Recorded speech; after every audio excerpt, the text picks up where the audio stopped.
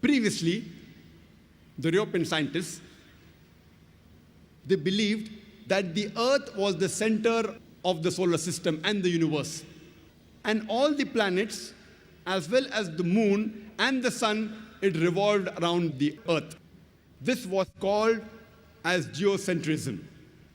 And this was believed since the time of Ptolemy in the 2nd century BC till as late as 16th century, until Nicholas Copernicus in 1512, he propounded the heliocentric theory of the planetary motion, and he said, it is the sun which is the center of the solar system, and all the planets, as well as the Earth, it revolves around the sun. And later on, a German scientist by the name of Johannes Kepler, in 1609, he wrote in his book by the name Astronomia Novia, that not only do the planets and the Earth, they revolve around the sun, but they also rotate about their own axis.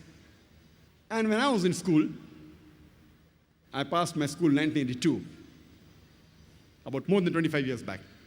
There I too read that the planets and the Earth, they revolve around the sun, and the planets and the Earth, they rotated about their own axis. And the whole solar system, also in the galaxy, it revolved, including the sun, but the sun did not rotate about its own axis. In this context, the sun was stationary. But when I read the verse of the Quran in Surah Anbiya, chapter number 21, verse number 33, which says, Huwa allazi khalaqal layla wan nahar. It is Allah who has created the night and the day. Washamsa wal qamar, the sun and the moon. Kullun fi falaki yasbahun, each one traveling in orbit with its own motion. So the Quran says the sun and the moon, besides revolving, they also rotate about their own axis. The Arabic word used here is yasbahun, derived from the Arabic word sabaha, which describes the motion of a moving body. If I use this Arabic word yasbaha for a person who's moving on the floor, it will not mean that he's rolling, it will mean he's either walking or running. If I use the same word for a person in the water, it will not mean he's floating, it will mean he's swimming.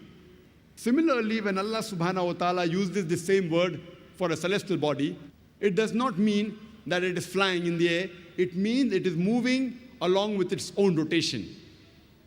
It's rotating about its own axis. So Quran says the sun and the moon, besides revolving, it also rotates about its own axis.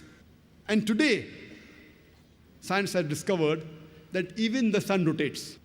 Since we can't see the sun directly, you get blinded if you see directly.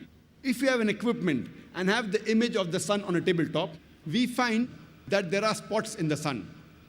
And it takes about 25 days for the spots to complete one rotation, indicating that the sun takes approximately 25 days to complete one rotation. Imagine when I was in school, I was taught the sun was stationary, it didn't rotate about its own axis. And the Quran mentioned 14 years ago that it rotates. And now, alhamdulillah, most of the schools have incorporated that the sun also rotates.